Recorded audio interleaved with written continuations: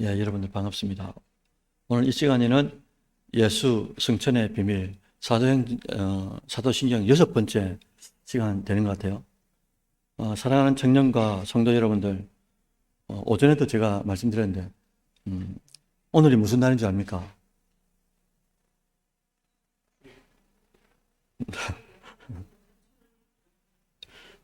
제가 부임한 지 딱 2달 되는 날입니다. 설교를 한 40편 정도 했더라고요.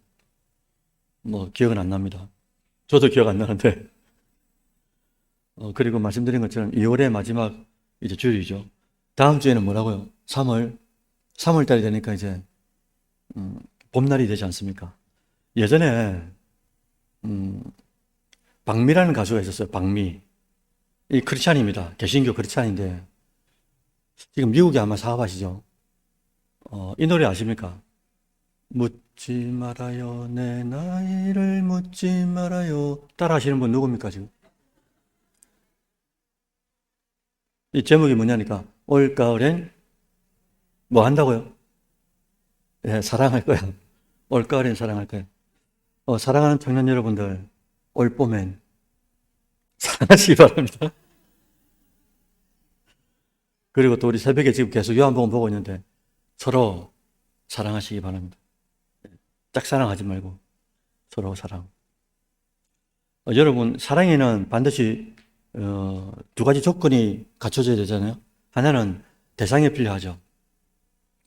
그리고 또 다른 하나는 이 대상에 대한 내용이 필요합니다. 이게 이제 신앙의 세계로 딱 넘어오면 똑같습니다. 신앙의 대상이 필요하고 신앙의 내용이 필요하다는 거죠. 쭉 말씀드린 바와 같이 신앙이 뭐냐라고 물으면 믿을 신자에다가 따를 앙, 앙모할 앙. 그래서 믿고 따라가는데 어떻게 따라가는 겁니까? 끝까지 따라가는 걸 이제 신앙이라고 그러죠. 믿고 따라가는데 하늘을 우러러 이렇게 쭉 가는 거죠. 쭉 끝까지 따라가는 걸 이제 신앙이라 그런다. 그런데 참된 신앙은 뭐가 제일 중요하다고 말씀드렸습니까? 미신하고 참된 신앙하고 다른 게 있는데 참된 신앙은 제일 먼저 대상에 탁 잡혀야 됩니다. 그런데 미신은 뭐라고 말씀드렸어요? 가장 중요한 게 대상이라기보다도 각자 안에 있는 소원 성취죠.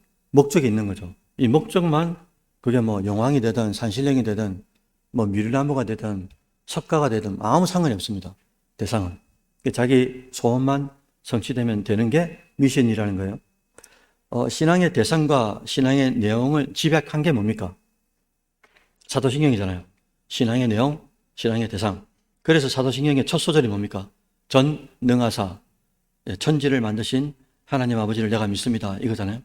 여기서 하나님을 신앙의 대상으로 믿는데 그 신앙으로 대상으로 믿는 그 하나님을 뭘 믿는단 말입니까? 내용이 쭉 말씀드린 대로 전능자 하나님, 그리고 창조주 하나님, 그리고 아버지 하나님을 내가 믿습니다. 이렇게 이제 믿음의 내용을 고백하는 거잖아요. 여러분 하나 여쭤봐도 되겠습니까? 매번 우리가 예배 때 이렇게 외우잖아요. 전능하사 천지를 만드신 하나님 아버지를 진짜 믿습니다. 이래 신앙 고백을 합니다. 그런데 여러분, 실제로 여러분의 삶 속에, 내 삶 속에 하나님의 전능하심을 믿고 살고 있는가라는 거예요. 모든 믿음의 내용이 쭉 이제 펼쳐지잖아요. 수십 개가. 그런데 사도신경의 첫 대상이 하나님일 뿐만 아니라 그 첫 딱 단어가 전능입니다. 나중에 또 전능이 또 하나 더 나오긴 하는데, 하늘에 오르사, 그 다음 뭡니까? 또 전능이 나오죠. 그러니까 하나님의 대표적인 속성이 뭐냐라고 하면 전능입니다. 전능. 이게 전능이라는 것을 사도신경에서 계속 반복적으로 사용하고 있다. 이 말은 우리가 한 번 더 봐야 되잖아요. 우리 신앙을 접목시키면 우리가 하나님을 믿노라 하면서 진짜 전능하심을 진짜 믿느냐 이거예요. 여러분, 전능하심을 믿는다 이 말은 우리 삶에 어떤 영향을 미치겠습니까? 내가 믿는 그 대상이 모르는 게 없다는 거예요. 그리고 못하는 게 없다는 겁니다. 전부 가능하신 하나님이라고 진짜 믿어지게 되면은 진정으로 내 마음이 어떻냐 이거죠. 미래는 불투명하고 지금 내 이 실력으로 이 직장, 저 직장, 이 사람, 저 사람, 이 얼마나 좀 선택의 순간들이 많습니까? 그리고 어떤 걸 결정해야 되고요. 이 결정이 바른지 틀린지도 모르겠고, 그러나 진짜 하나님을 전능하신 분으로 믿는다라고 하는 사람들의 마음은 안정되어 있어요. 무슨 침대하고 똑같습니다. 흔들리지 않는 편안함. 그죠? 그러니까 안정되어 있고 우리 마음이 어떠냐니까 평안한 거예요, 진짜. 진짜 평안합니다. 누굴 믿기 때문에 그렇습니까? 하나님을 믿는데 어떤 하나님요? 전능 안에는 전지가 들어가 있다고 그랬잖아요. 그러니까 전지전능인 거죠. 모르는 게 없고 못하는 게 없는 그분을 아버지로 믿는다 이거죠. 그러니까 전능하신 하나님만 똑바로 우리가 묵상하고 똑바로 믿어도 우리가 이렇게 잘 요동치 않는 거예요. 근데 삶이, 우리 청년들의 삶이, 그리고 또 우리 현실의 삶이 우리를 가만두지 않습니다. 에덴 동산의 때나 지금이나 똑같은 현상이 일어나죠. 계속 이제 보이는 것만 보게 하고 들리는 것만 듣게 하고.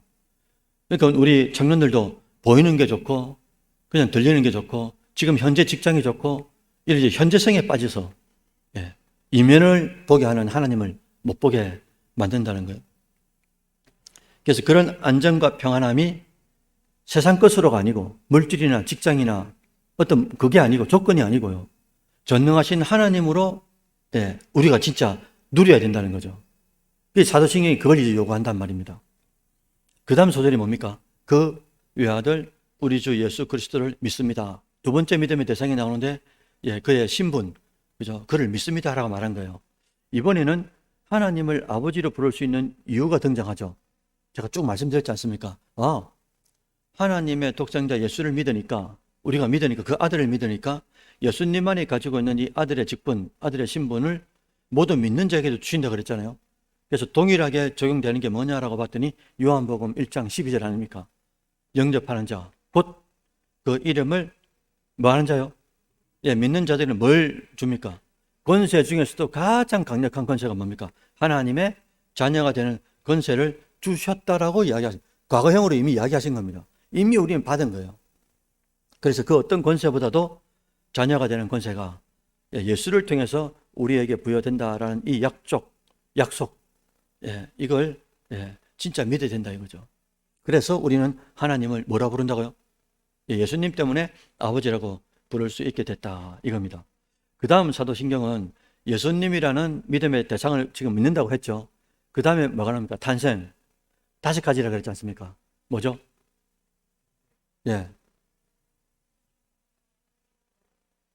탄생, 죽음, 그 다음요. 제가 잘하는 것 중에 하나가 뭐냐니까, 이렇게 청년들하고 늘 있잖아요. 대답 안 하잖아요. 그럼 대답 하나 쭉 갑니다. 어색한 그 분위기 있잖아요. 그거 좋아합니다, 저는. 쭉. 탄생, 죽음, 부활, 승천, 재림, 독수리 오형제라 그래가지고 딱 5개가 맞물리잖아요. 탄생, 죽음, 부활, 승천, 재림. 오늘은 뭡니까? 오늘 제목이 뭐였죠? 승천인데, 여러분, 승천도 어마무시하게 중요합니다. 중요합니다. 이렇게 5가지 믿음의 핵심이 들어가 있다는 거예요. 그 다음 소절이 뭡니까? 그래서 이제 탄생이 시작되잖아요. 믿음의 내용을 구체화하죠. 이는 성령으로 잉태를 다른 말로 뭐랄까요? 임신이라 그러잖아요. 이는 성령으로 임신하사 동정녀 마리아에게 뭐라고 하셨어요? 나시교를 다른 말로 말합니까? 아기를 임신했어요. 이 보이지 않는 이 아기가 어떻게 됩니까? 그걸 한자로 뭐라 그러죠? 뭐 한다 그러죠?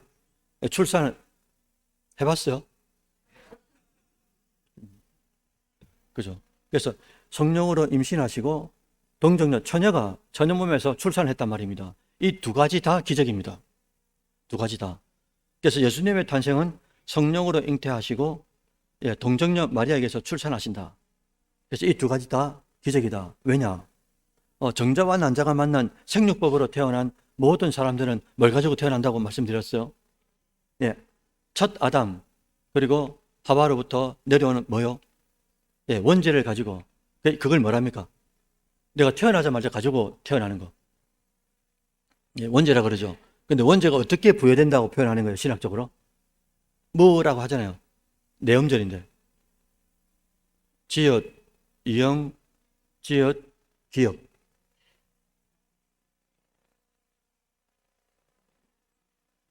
제가 말씀드릴게요. 제의 전가라고 들어보셨죠? 제의 전가. 원죄가 오토매틱으로, 그죠? 우리는 그냥 태어날 뿐인데, 근데 원죄를 가지고 태어나는 이유가 뭐냐라고 물으면 무슨 이유라고요? 제의 전가 때문에 그렇다. 근데 반대도 있죠. 우리가 예수님을 믿기만 믿었는데, 그죠? 율법을 다 행하게 하신 거. 그 의가, 그죠? 계명을 다 지킨 그 의가 우리에게 그대로 들어오잖아요. 이걸 뭐랍니까? 이걸 의의 전가라 그러죠. 한 사람으로 인하여 모든 사람이 죄인이 된 것 같이 한 의로운 사람의 예수를 말하죠. 예수님의 의로운 한 행동을 통하여 그를 믿는 자들에게 의가 전가된다 그러잖아요. 죄의 전가와 의의 전가가 이렇게 맞붙는다 이겁니다. 어쨌든 원죄가 우리에게 들어왔어요. 그죠? 그리고 원죄가 들어왔기 때문에 예수님은 어떻게 됩니까? 이 원죄를 없애기 위해서 어떻게 오셔야 되는 거죠? 사람으로 오시긴 오시는데 어떻게 오신단 말입니까? 정자와 난자가 만나면 안 되니까, 임신했으면 안 되니까 성령으로 잉태하셔가지고 뭘 제거합니까? 네, 원죄를 제거하죠. 여러분, 성령으로 잉태하는 그 이유는 반드시 원죄를 제거해야 되는 거예요. 죄가 없어야 뭐합니까? 다른 사람의 죄를 짊어지고 대속할 수 있는 구속자의 요건이 갖춰진단 말입니다. 그리고 또 제가 이 말씀 드렸죠. 개의 새끼가 강아지고 소의 새끼가 송아지고 닭 새끼가 병아리고, 그죠? 갈치 새끼가, 갈치가 뭐더라? 풀치라고 했죠. 또 하나 어려운 거 있었는데, 고등어는요? 맞아요. 제 특징을 말씀드리면, 저 잘 못 외웁니다. 저도 뭐 잊어먹고 그럽니다. 중요한 것은 사람으로 오셔야 되잖아요. 사람으로 오시려면 누구로부터 오셔야 되는 겁니까? 당연히 사람으로부터 오셔야 되는 거잖아요. 그런데 한 번도 임신한 적이 없고 관계를 가져본 적이 없는 처녀 몸으로, 사람 몸으로 이제 사람으로 태어나신 거죠. 그 다음이 뭡니까? 본디오 빌라도에게 고난을 받으사 십자가에 못 박혀 뭐 하신다고요? 죽으시는 거죠. 예수님은 성령으로 잉태해서 뭐가 없습니까? 원죄 없죠. 그 다음에 신성과 인성, 인류 최초로 전무후무하게 신성과 인성, 한 인격 안에, 한 펄슨 안에 두 네이처, 그러니까 본성이 두 개 있잖아요. 신성도 있고 인성도 있으니까. 인성과 신성 두 가지가 있는 이유는 둘 다 필요합니다. 왜냐하면 구원자로서 신성이 필요하죠. 그리고 죄를 안 지으려면 신성이 필요하잖아요. 신적 존재가 어떻게 죄를 짓습니까? 그죠? 그러니까 신성으로 인성을 다스리잖아요. 그래서 자범죄를, 우리는 인성밖에 없으니까 성령의 강력한 도움으로 우리가 죄를 안 짓는 거지. 우리 본성은 죄 가운데 태어나고 죄 가운데 살다가 죄로 인하여 죽는 것 아닙니까? 그런데 성령이 들어오셔가지고 우리를 자꾸 콜링하죠. 어디로 말입니까? 거룩한 곳으로. 그래서 파라클레이토스라고 그랬잖아요. 파라클레이토스. 최측근에서 우리를 부른다 이거죠. 거룩한 곳으로 부른다고 말씀드렸잖아요. 그래서 성령님은 성령으로 잉태했기 때문에 원죄를 제거하고, 예수님은 신성으로 인성을 다스리니까 자범죄도 없다. 원죄와 자범죄가 없으니까 어떻게 된다고요? 죄의 삭시 사망인데 이 사망이 예수님에게 적용될 수 없다라는 겁니다. 그런데 금방 했잖아요. 사도신경에, 그죠? 본디오 빌라도에게 고난을 받아가지고 십자가에 어떻게 됐다고요? 여러분, 죽으려고 하면 반드시 뭐가 있어야 된다고 말씀드렸습니까? 그 죄가 누구냐 이거죠. 여러분, 이게 영적인 논리성이 얼마나 간단합니까? 애들 보고 야, 믿어야 된다 이것도 필요해요. 믿으라 해서 믿어지는 게 아니고, 저도 어느 순간에 확 믿어지더라고요. 믿어지기 시작하면서 예수님이 무리를 걸었다는 거, 홍해를 건넜다는 거, 이게 안 믿으면 죽인다, 뭐 이게 아니고요. 믿어지는 걸 어떻게 합니까 이거? 그게 제일 강력한 거잖아요. 누가 믿으라 한다고 믿어지는 게 아니고, 어느 순간인가 하나님께서 열어서 믿도록 만들어지는 믿음의 선물을 딱 받고 나니까 혹시 뭐 그래 안 해도 믿어지더라 이거죠. 이게 제일 큰 선물인 것 같아요. 그래서 예수님은 죄가 없기 때문에 죽을 수가 없는데 예수님이 죽었다. 그러면 꼬맹이들한테, 손주들한테 뭐라 가르칩니까? 죽으려면 죄가 있어야 되는데 그 죄가 누구냐 이거죠. 그게 내가 죄인입니다라고 믿어지는 그 순간이 구원의 순간인 거예요. 그죠? 그리고 내가 죄인입니다라고 고백하는 걸 뭐라 그런다고요? 진짜 신앙 고백이다 라고 말한다는 거죠. 그래서 구약의 수천 년 동안 예언되어 왔던 사람들의 죄, 그것을 누가요? 어린 양이 뭐합니까? 대신 죽어주는 거죠. 그게 앞으로 오실 실체에 대한 그림자라고 말씀하셨지 않습니까? 근데 실체가 왔어요. 그리고 실체도 6월절 날 어린 양이 되어가지고 실제로 이제 죽게 되죠. 죽으면서 우리 죄를 가져가셔가지고 죽어 주신단 말입니다. 그런데 지난주인가? 지난주에는 이제 헌신 예배를 했고요. 지난주에도 지난주에 누가 물어보셨어요. 본디오 빌라도가 왜 등장하느냐 이거죠. 계속 죄인 중에 개수가 돼가지고 모든 전 세계 예배 드릴 때마다 본디오 빌라도라는 이름이 드러나는데 그가 진짜 예수를 죽인 존재냐? 라고 말하면 아니라고는 할 수 없어요. 왜? 그 당시에 총독으로서 모든 권한을 그 사람이 갖고 있었기 때문에. 그런데 마지막에 자기 인위적으로 자기가 어떻게 합니까? 자기 부인에게도 하나님께서 나타나가지고 저 예수라는 존재는 죄가 없다는 걸 증명해 주셨고 꿈으로도요. 그래서 이 부인이 본디오 빌라도한테 와서 뭐라고 합니까? 저 사람을 괴롭게 하지 마세요. 이렇게 말합니다. 본디오 빌라도도 예수님이 죄가 없다는 걸 알았지만 결국은 뭐 때문에요? 사람들의 밀란이라든지 또 로마에서 뭐 나중에 이게 일어나면은 쿠데타가 일어나면 복잡해지니까 인간적인 방법으로 나는 죄 없다 하면서 마지막에 뭘 씻습니까? 손을 씻으면서 자기는 죄가 없는 것처럼 이렇게 비껴 나갔지만 결국은 이제 명을 내리는 거죠. 그런데 본디오 빌라도라는 이름이 계속 등장하는 이유는 뭐라고 말씀드렸습니까? 역사 속에 실제로 실제했던 본디오 빌라도라는 인물을 딱 등장시켜가지고 예수님의 존재, 그리고 예수님의 죽음, 그리고 예수님의 이 부활이라는 것이 설화나 구전이나 전설이 아니고 실제 역사 속에 존재했던 실존의 인물이다라는 걸 이제 확실하게 증거하는 거죠. 왜? 역사에 다 나와 있었기 때문에. 본디오 빌라도부터 시작해가지고. 그래서 역사 속에 실존했던 예수, 그리고 그 예수라는 존재가 실제로 죽었다 이거예요. 이걸 증명한단 말입니다. 그 다음 사도신경이 뭡니까? 장사한 지 사흘 만에 죽은 자 가운데서 다시 살아나셨죠. 여러분, 장사한 지 사흘 만에 죽은 자가 있습니까? 없습니까? 얼마나 많습니까? 여태까지 아담부터가 다 죽었는데. 근데 그 다음이 중요하죠. 죽은 자 가운데서 뭐 하셨다고요? 다시 산다 이걸 뭐랍니까? 그죠? 다시 살활, 한자로 부활이 되는 거잖아요. 여러분 복습 한번 해볼까요? 부활이란 뭐가 부활하는 겁니까? 제가 한 10대 번 물어본 것 같은데 부활은 뭐가 부활하는 거죠?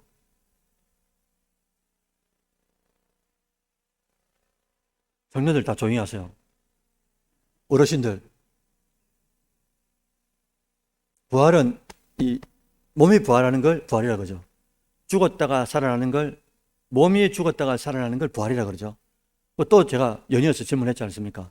그럼 죽었던 영이 살아나는 걸 뭐라 그런다고요?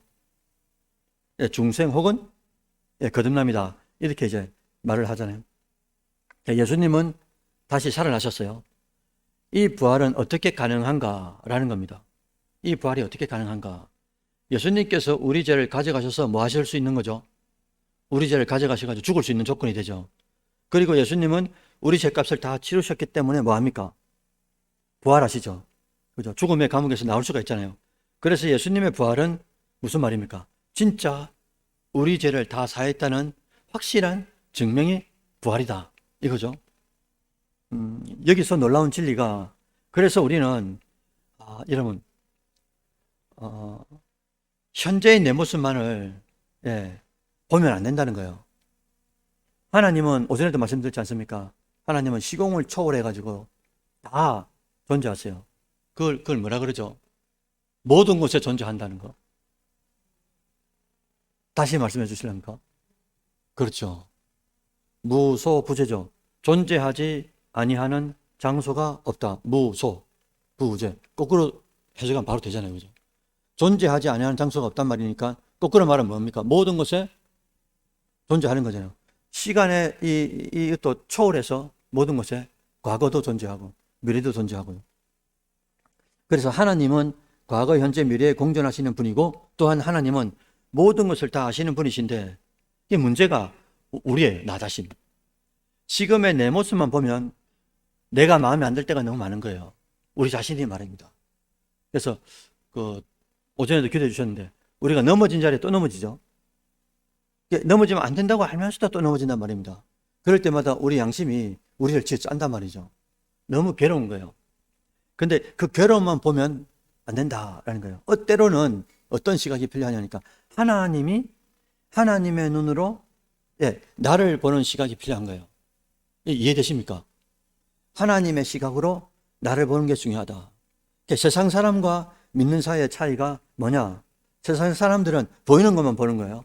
현재만 봅니다. 그러니까 아픈 과거만 생각하는 거예요. 왜? 미래는 볼 수 없으니까. 우리는 어떻습니까? 우리는 하나님을 믿기 때문에 하나님이 우리를 구원시켜 주시고, 그리고 2000년 전의 사건을 믿었더니 이 믿음의 사건이 우리 앞으로의 죄악까지도 다 깡그리 소급해가지고 다 가져가셨단 말이죠. 우리 미래의 죄가 있습니까? 없습니까? 있으나 주님께서 다 이제 값을 치르셨잖아요. 속량을 다 하셨지 않습니까? 그러니까 미래의 눈으로 우리를 보면, 구원받는 자로서 우리를 보면 하나님이 어떤 각도로 보냐니까 괜찮다라고 보는 거예요. 우리 자신도 우리를 볼 때 하나님의 시각으로 보는 관점들이 좀 필요하다 이거예요. 미래의 눈으로. 그죠? 이미 다 소급을 하셨기 때문에 그런 눈으로, 아니, 너무 절망하지 마. 너무 아파하지 마. 문제는 거꾸로도 있어요. 너무 절망하지 않는 거예요. 너무 죄에 대해서 괴로워하지 않는 거예요. 너무 죄에 대해서 슬퍼하지 않는 것도 문제입니다. 그런데 너무 내 일상을 못할 정도로 자기 자신에 대해서 아파한다든지 이런 것도 하나님의 나를 보는 시각이 아니다라는 거예요. 이 시각이 어디로 발전하니까 다른 사람을 볼 때에도 우리는 뭐 어떻게 봅니까? 아이고, 지금 저 사람을 보니 저 상태가, 제가 정한생을 본 겁니다. 정한생을 보니 상태가 과거에 무슨 일이 있었다 이거죠. 이건 무슨 시각입니까? 요한복음 9장에 나왔던 뭡니까? 날 때부터 율법적으로 바라본 거죠. 죄가 있기 때문에 지금 저 아픔이 있다라고 본 거잖아요. 근데 주님 오셔가지고 이 각도를 완전히 바뀌어버리잖아요. 이걸 패러다임 시프트라 그러거든요. 이걸 뭐라 그러지? 인식전환. 인식을 완전히 전환시켜 준단 말입니다. 그게 아니고 하나님께서 정한 셈을 통하여 하실 일이 있다라고 완전 바꿔주신 거예요. 그러니까 이게 무슨 시각이냐? 이게 믿음의 시각인 거예요. 이게 하나님이 그 심령을 보는 시각인데, 그러니까 하나님이 나를 보는 시각을 좀 갖춘 사람들은 다른 사람을 볼 때도 어떻게 본다고요? 하나님의 시각으로 저 사람을 봐줘야 된다고요. 그러니까 지금은 저럴 수 있지만 우리가 뭘 보는 겁니까? 앞으로 잘 될 걸 보고 하나님께서 그래 인도하실 걸 보고 소망을 가지고 말을 하는 거예요. 그럼 말한 대로 어떻게 되는 겁니까? 아브라함한테 그랬잖아요. 네가 축복하는 자 축복하고, 그죠? 그대로 이제 믿는 자에게 이루어진다는 거죠. 이런 믿음의 발상, 믿음을 가지고 우리 자신을 보고 이웃들을 바라봐야 된다라는 거예요. 그 다음 사도신경이 바로 오늘 본문이란 말입니다.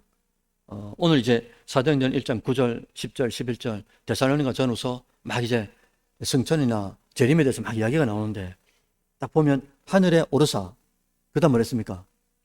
전능하신 하나님 우편에, 자 다시 보죠. 하늘에 오르사, 이걸 한자로 뭐랍니까?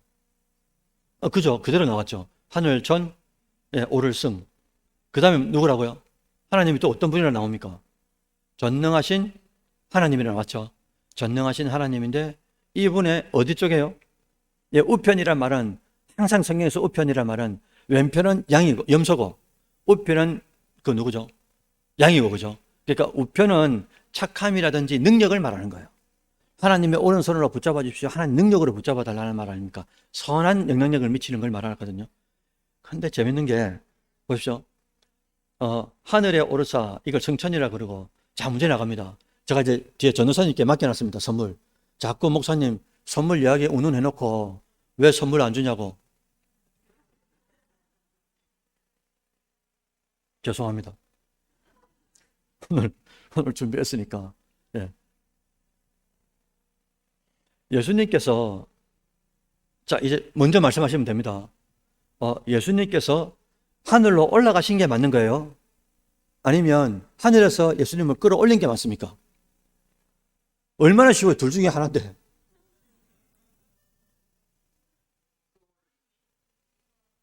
만약에 여러분이 틀린 사람은 저한테 선물 주셔야 됩니다. 아니, 맞으면 제가 준다 했잖아요. 정한 선생님 왜 그렇게 대답하시는 거죠? 정한 선생님은 금방 끌어올렸다고 말씀하셨어요. 왜 그러냐고요? 만약에 그렇다면은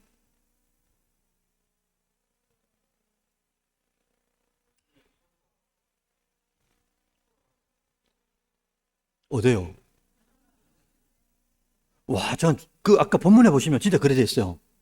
아까 본문에 10절에 보시면 올라가실 때 제자들이 자세히 하늘을 쳐다보고 있는데 흰옷 입은 두 사람이 그들 곁에 서서 그다음 뭐랬습니까? 이르되 갈릴리 사람들아 어찌하여 서서 하늘을 쳐다보노? 너희 가운데서 그다음 뭐랬습니까? 하늘로. 이게 무슨 말입니까? 완전 수동이거든요.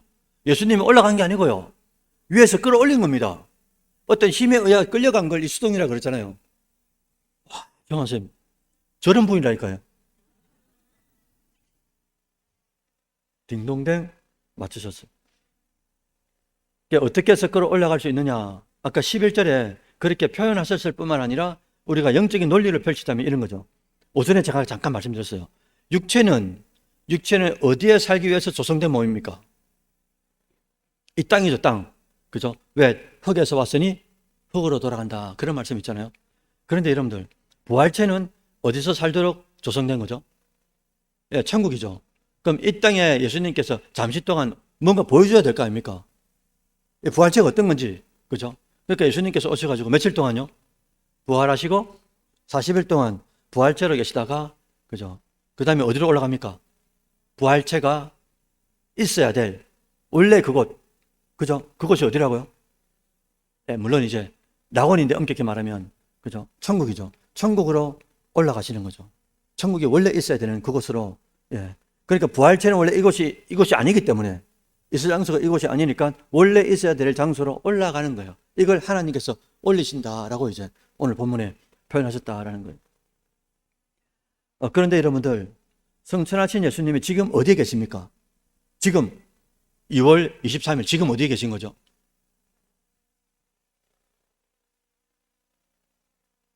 대답하는 제가 지목해서 합니다. 이제부터. 금방 했잖아요. 하늘에 오르사 전능하신 하나님. 지금 어디냐고 아이들이 물으면 뭐라고 대답하면 됩니까? 하나님 우편에 있는 거죠. 하나님 우편에 계신다. 어떤 모습으로 계시냐 이거죠. 어떻게 계시냐 이거예요. 그러니까 여러분들 이게 얼마나 재밌냐면요. 우리가 지금 하나님이 답을 다 주셔서 문제 속에 답을 다 주셨는데, 그죠? 그게 금방 그랬잖아요. 하늘에 오르사 전능하신 하나님 우편에 앉아 있잖아요. 제가 소설 쓰는 게 아니잖아요. 하나님이 어떻게 계시다고요? 어떤 모습으로 계시다고요? 앉아 계시죠. 자, 이 성천하님 여기서 진짜 드라마틱 장면이 이제 나옵니다. 그런데 예수님이 우편 보좌에서 몇 번 일어난 적이 있었어요. 앉아 계셔야 되는데 왕의 자리에서 다스리고, 그죠? 섭리하시는 그 자리에서 다스려야 되는데 일어나신 적이 있었어요. 딱 2번 있습니다. 이거 맞추시면 저 달라는 거 다 드릴 테니까 맞춰보십시오. 뭐라 하시는 거? 한번 손 한번 들어보실랍니까? 아시는 분? 우리끼리는 틀려도 되잖아요. 한 번은 아시겠죠?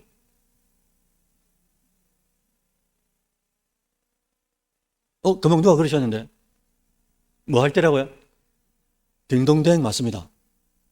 와, 그거를 나중에 퀴즈로 더 어렵게 내려고 그랬는데, 한 번은 예수님이 재림하실 때 있죠.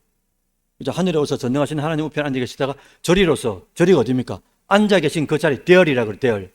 그 자리에서 어떻게 하신다고요? 산자와 죽은 자를 오셔야 되기 때문에 뭐 해야 됩니까? 일어나셔야 되잖아요. 앉아서 아니잖아요. 올라가신 모습 그대로 오신다고 했으니까 그 보좌에 앉아 계시다가 재림하실 때는 어떻게 해야 됩니까? 일어나야 되잖아요. 정확하게 맞추신 겁니다, 진짜. 한 번 더 있어요. 아니, 또 있을 수도 있죠. 여러분 때문에. 저 여러분 때문이라고 말씀드렸습니다. 나중에 감동받을 겁니다. 사도행전 7장 55절 56절 한번 보시겠습니까? 사도행전 7장 55절 56절 다 같이 한번 읽어보죠. 시작.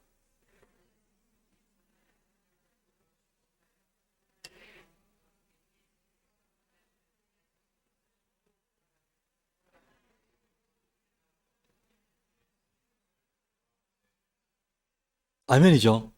똑같은 네 어절이 나옵니다. 중간에 보니까 하나님 우편에 뭘요? 서신 것을, 마지막에도 보십시오. 하나님 우편에 서신 것을. 그죠?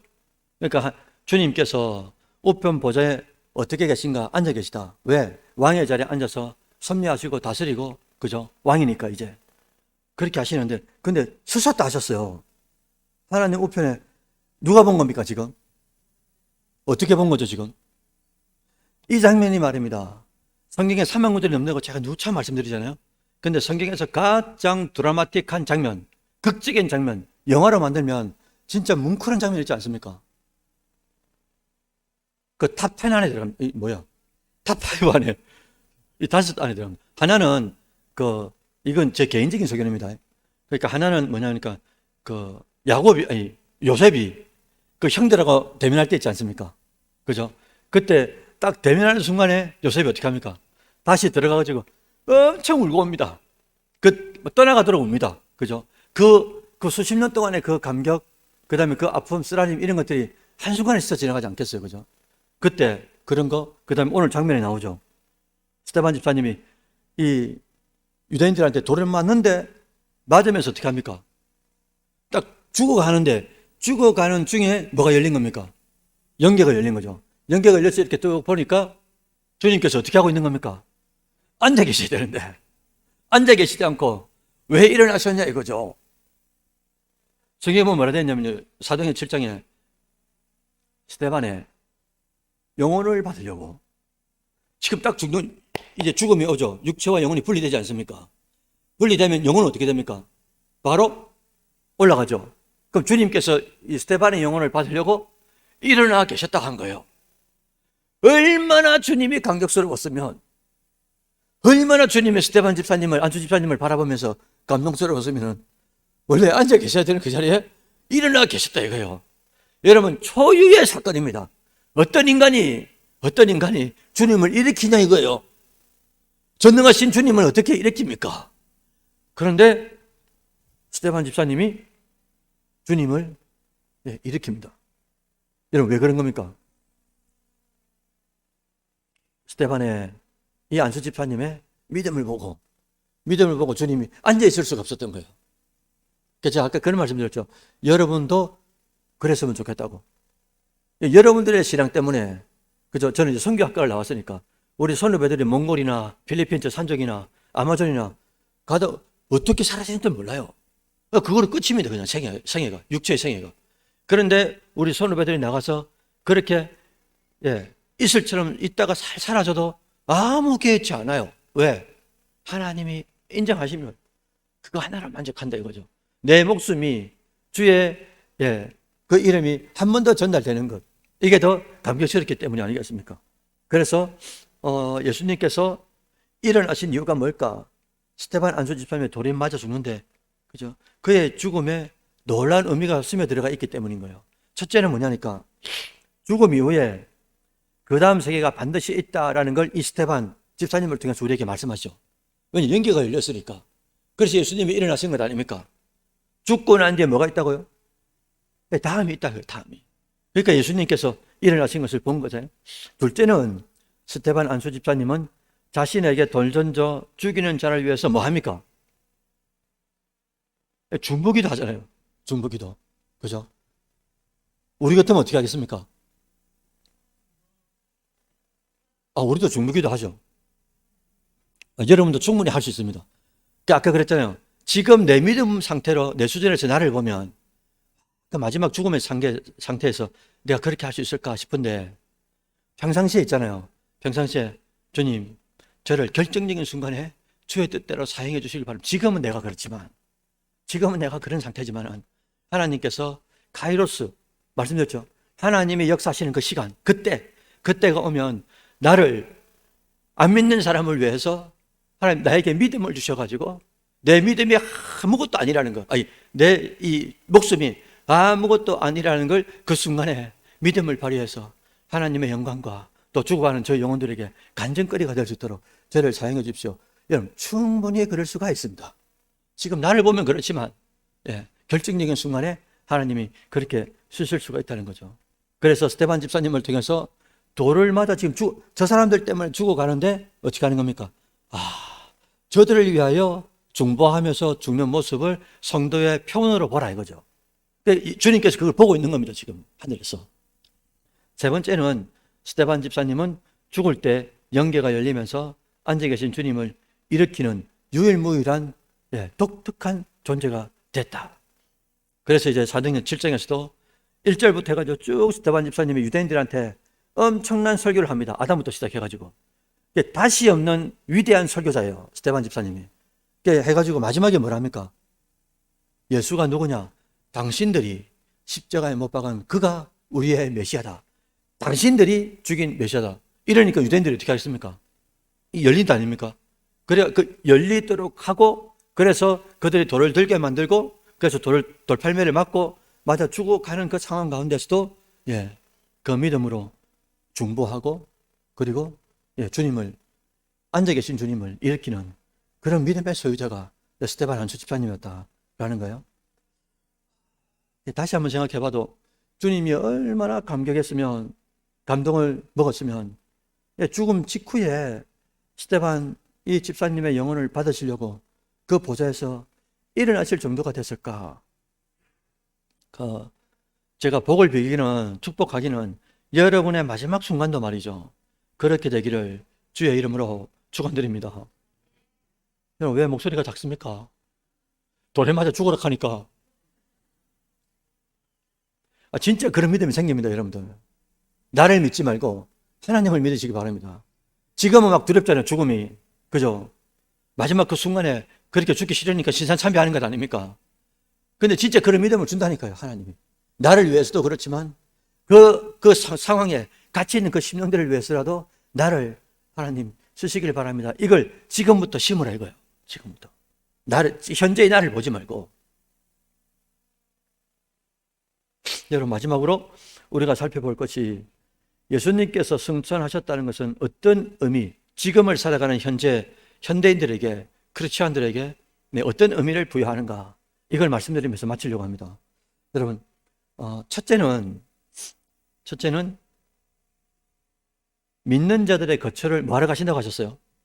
예배하러 가신다고 했죠. 이 말씀의 성취가 이루어집니다. 승천하시면서.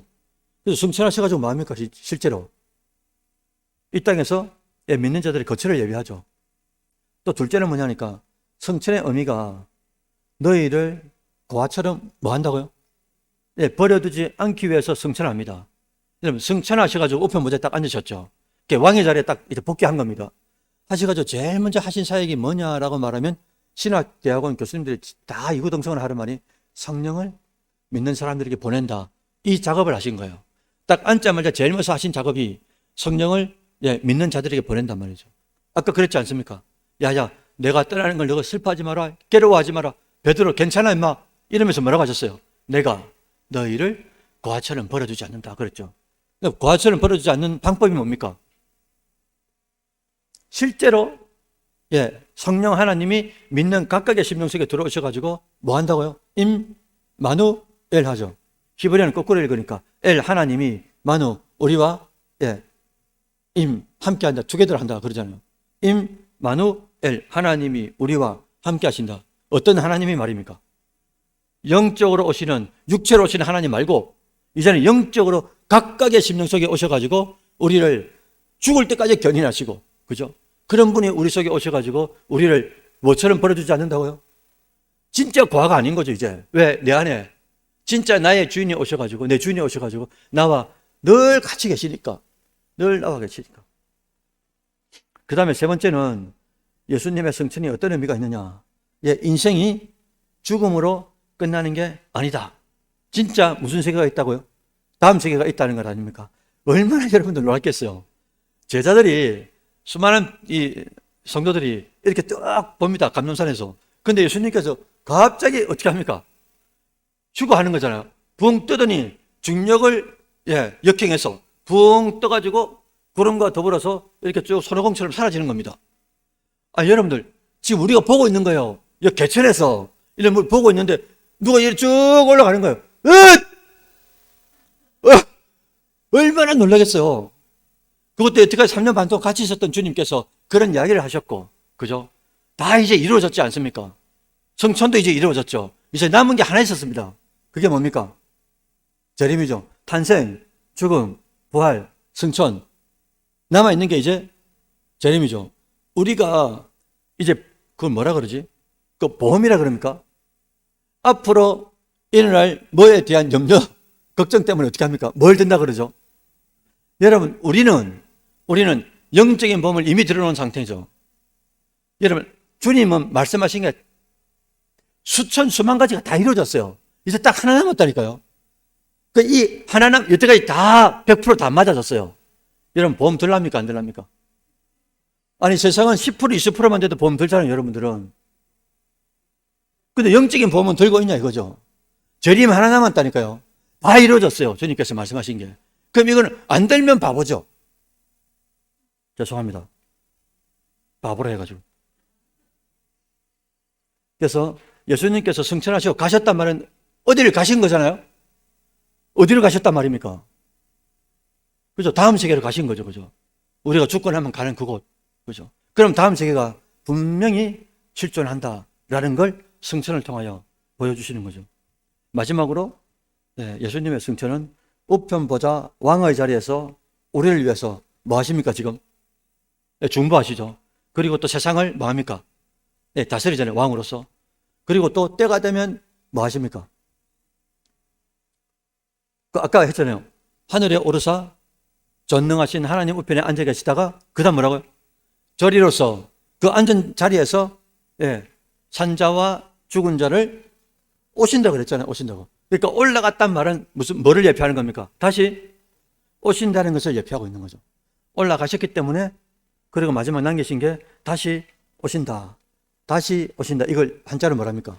다시 온다. 임한단 말이죠. 재림이 되는 거죠. 그래서 첫 번째는 뭐라고요? 거처를 예비하시고, 둘째는 우리를 고아처럼 버려주지 않기 위해서 성령을 보내시기 위해서 올라가셨고, 세 번째는 죽음으로 끝나는 게 아니다. 우리 인생이 그게 아니다. 네 번째는 뭡니까? 우편 보좌 왕의 자리에서 중보하시고 다스리다가 다시금 구원자가 아니고 이제는 뭐로 온다고요? 심판자로 온다라는 거예요. 자, 여러분들, 예수님의 신앙의 내용이 탄생, 죽음, 부활, 승천, 재림 이 5가지 중에 다 성취되고 이제 딱 하나 남았다고 말씀드렸습니다. 재림인데, 재림이 이루어지면, 여러분, 재림이 이루어지면 늦은 겁니까? 된 겁니까? 제가 질문을 잘못했네요.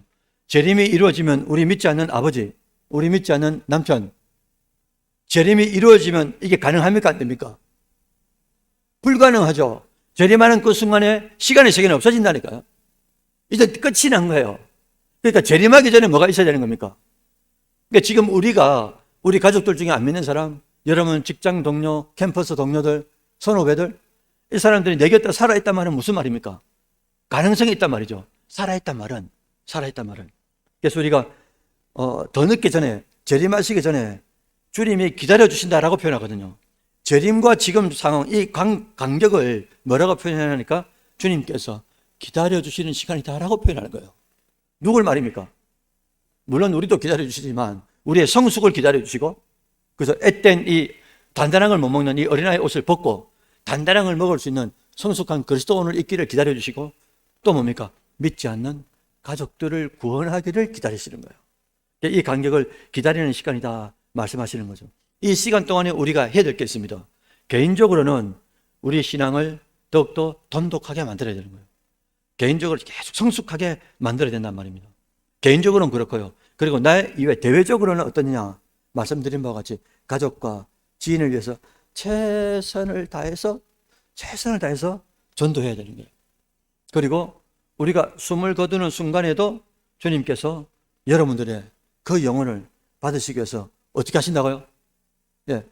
한 번 사는 인생인데 정말 스테반 집사님처럼 정말 주를 위하여 또 나의 원수 돌을 던지는 그 사람들을 위해서도 예수님처럼 십자가에서 모든 인류의 죄를 짊어지고 아버지 저들이 몰라서 그렇다고, 몰라서 그러니까 저들을 불쌍히 여겨주시기를 바랍니다 라는 아버지의 긍휼을 심어놓고 가잖아요.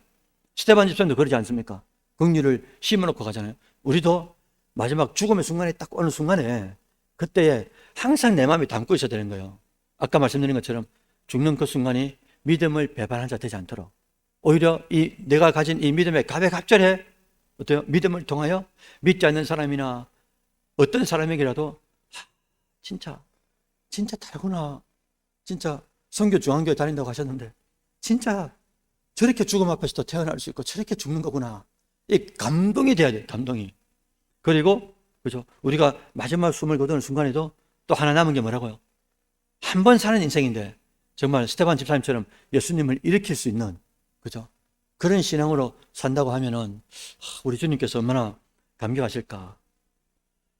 오늘은 짧은 시간입니다. 오늘은 첫 시간부터 해가지고 6번째 시간까지 쭉 복습을 한번 해봤고요. 그리고 성천의 의미가 뭔지, 그리고 성천하신 주님이 지금 어디에 계신지, 그리고 어떤 모습으로 계신지, 그리고 성천의 의미가 4가지 정도가 되는데 그 의미를 말씀드렸어요. 부디 여러분들의 남은 생애가 그 무슨 노래입니까? 주님 다시 오실 때까지, 맞죠?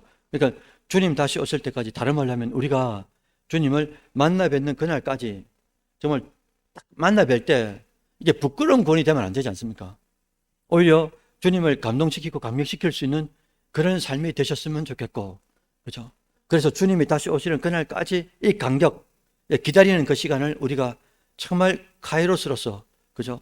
정말 의미 있고 아름다운 시간, 구원의 시간, 속량의 시간을 만들기 위해서 최선을 다하시는 우리 사랑하는 청년들, 우리 어른들 되시기를 주의 이름으로 축원드립니다. 아멘.